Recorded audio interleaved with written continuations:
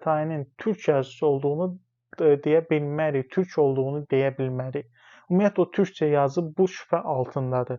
Yenə deyirəm, bu tərcüməyə daha çox oxşuyur və Xatayının öz yazdığı orijinal ortada yoxdur və nəyə görə onun bir dənə də olsun fars dilində yazdığı bir şey bizim günümüzə gəlib çatmayıb orijinalda. Və mənim ehtimalım budur ki, bu sadəcə ehtimaldır, yenə deyirəm. Bunu mən dəqiq olaraq deyə bilmərəm, amma ehtimal açıq görünür. Onun fars dili və yaxud da fars dilinə yaxın bir dildə yazdığı deyilən şeyləri, hansı ki rusların, Britaniyalıların bura hücumları olub, bu arxivləri götürüblər, oğurlayıblar İranlılardan.